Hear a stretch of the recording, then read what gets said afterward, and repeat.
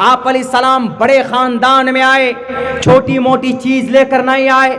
आप जो शरीयत लेकर आए वो शरीयत to the day of judgement, ब्रह्मानंद मनादी विश्व कुर्दजम।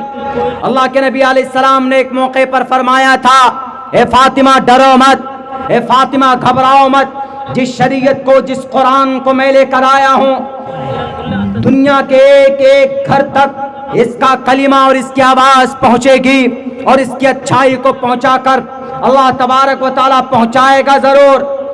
विश्व कुर्दजम सत्यम परम शाश्वतम, विद्या यस्य सनातनी सत्यम परम शाश्वतम। सच्चा है, हमेशा से चला आ रहा, परम शाश्वतम, वही कानून चला आ रहा है हमेशा से।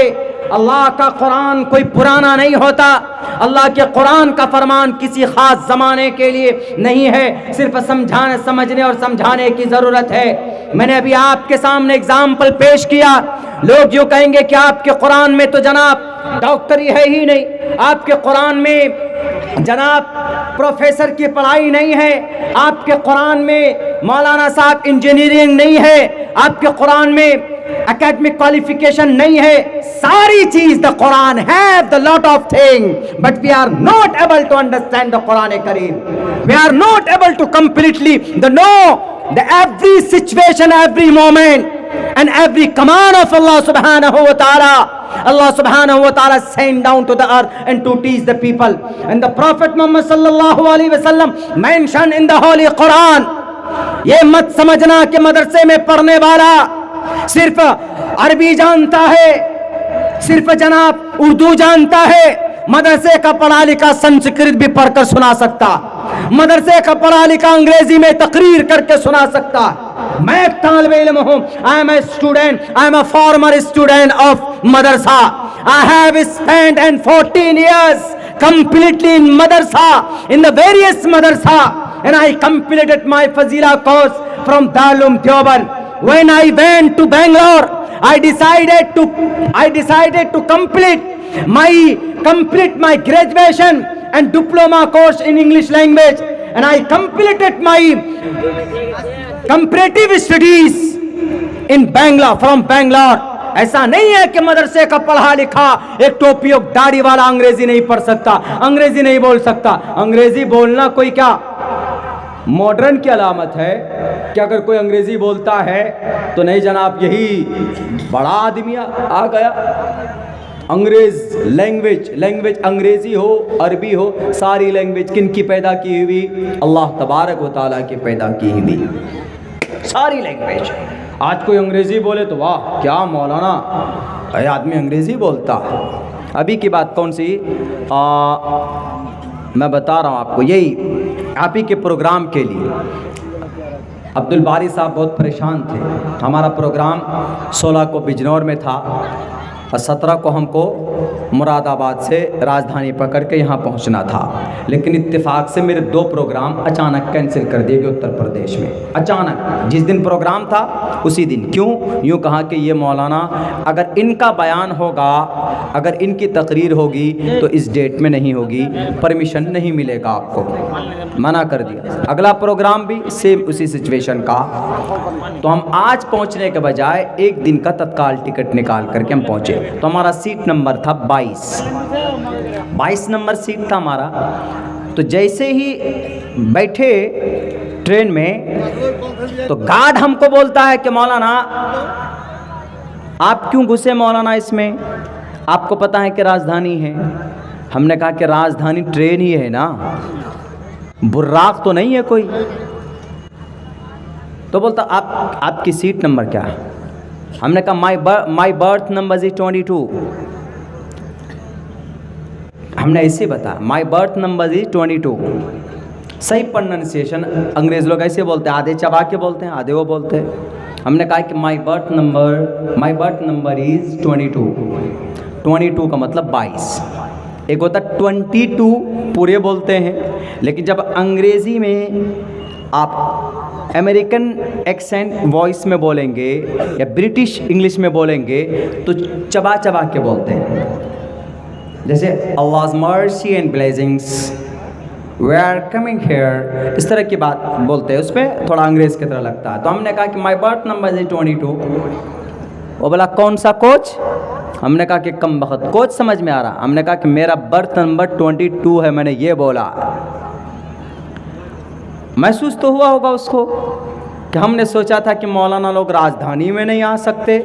अरे कौम के इतने अच्छे लोग हैं कि राजधानी में नहीं, आज यहाँ जलसा कल वहाँ जलसा। शेख मोहतरम आपको पहुँचना है कहाँ? महाराष्ट्र पहुँचना है। कैसे आना है? आप फ्लाइट से आइए, आपकी तकरीर होगी, आपके कुरान और हदीस की यहाँ बात होगी, हम आपकी फ़्लाइट का खर्च बर्दाश्त करेंगे। करते हैं वो मौलाना समझ करके हमको हल्के में लिए, या किसी को भी कि मौलाना अंग्रेज़ी नहीं बोलते, इसीलिए हमने उनको कहा कि my birth number is 22, let's go there, मुझे जाने दो वहाँ पे। जब 22 में हम आ गए, बैठ गए, तो राजधानी में पानी नाश्ता सब चीज़ देते हैं, प्रोवाइड की जाती। गए तो बोला सॉरी सर, आपका सीट नंबर यही है?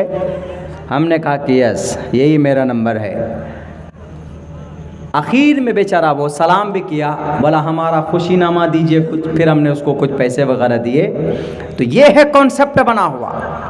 कॉन्सेप्ट ये बन गया है कि जो मुस्लिम होगा, जो दाढ़ी और कुरान और टोपी और कुर्ता पजामा वाला होगा, वो कुछ दुनिया के बारे में जानता ही है, यही सोचते हैं। हालांकि अल्लाह तबारक व तआला ने इस कुरान को पुराना, ऐसा नहीं कि पुराना हो गया कुरान, इसके कानून पुराने हो गए बदल दो, नहीं, to the day of judgement Quran कब तक के लिए है? क़यामत तक के लिए। और इसके एक इसका हुक्म, इसका ऑर्डर कब तक के लिए? क़यामत तक के लिए। मेरे भाइयों, एहसास कम तरी का शिकार मत होइए, आगे बढ़िए, बेखौफ। दुनिया की सबसे बेहतरीन निज़ाम आपके पास, इस्लाम के पास, मुसलमानों के पास। अगर कोई एतराज़ करता है तो उस एतराज़ का दो टोक लफ्ज़ों में जवाब दीजिए, अपनी कमज़ोरी मत पैदा कीजिए। गलती हम लोगों से भी कभी कभी हो जाती है, हमारी कमज़ोरी को दबाने की किसी को वो मिल जाता है कि नहीं मौलाना आपने ये गलती की है, आपने ये गलती की है, तो कोर्ट कचहरी का चक्कर लगाना पड़ता है। अगर कोई आदमी हमारे मुस्लिम में अगर कोई परेशान हाल है, चाहे वो आलिम दीन हो या गैर आलिम दीन हो, हमें उनकी मदद करनी है फर्स्ट ऑफ ऑल। दूसरे नंबर पर अगर किसी गैर मुस्लिम भाई से हमें नफरत नहीं करनी, हमें गैर मुस्लिम भाई से कोई गिला शिकवा नहीं। गैर मुस्लिम भाई बस उनका जुर्म इतना है कि वो अपने धार्मिक शास्त्रों को नहीं पढ़ते। हमने कहा था यही चंपारण में अभी कुछ दिनों पहले, उस गांव का प्रोग्राम अगर आप देखेंगे तो वहां 70% तकरीबन यादव और गैर मुस्लिम थे उस प्रोग्राम में। और उस प्रोग्राम में जो पिंडाल है, इस पिंडाल में वहाँ कारपेट बिछाया था, दरी वगैरह, उस दरी को बिछाने के लिए हमारे मुस्लिम लोग नहीं थे, बल्कि उस पूरे गांव के यादव लोग झाड़ू लगा लगा कर, यहाँ तक कि हमारी गाड़ी जो खड़ी थी वो यादव भाई के घर में खड़ी थी। यहाँ तक कि हमारा जो ड्राइवर था वो आदमी उनके दरवाजे पर जाकर बैठा, शायद चाय भी पिलाई, पानी पिलाया, बातचीत की। ये भाईचारा आज भी मौजूद है। चंपारण बहुत दूर नहीं है, मगरिबी चंपारण बगहा के अंदर एक प्रोग्राम था, अभी 10 तारीख की बात मैं कर रहा, उनमें हम में कोई दिक्कत नहीं। शास्त्रों के अंदर बहुत सारे अहकामात वो हैं जो बिल्कुल सिमिलर हैं, जैसे मैंने अभी आपके सामने बताया। मैं कुरान का ऑर्डर तो यह है कि मा काना मुहम्मदुन अबा अहदिम मिन रिजालिकुम वलाकिन रसूलुल्लाह व खातमुन नबिय्यीन, कि सबसे आखिर ज़माने में अल्लाह के नबी को आखिरी नबी बना करके भेजा है। तो बिल्कुल सेम यही पैगाम है ना, बहुनाम जन्मनामन्ते ज्ञानवान माम परपद्यते, बहुनाम जन्मनामन्ते उदारा सर्व एवैते ज्ञानी तात्मेव मयमतम, उदारा सर्व एवैते ज्ञानी तात्मेव मयमतम।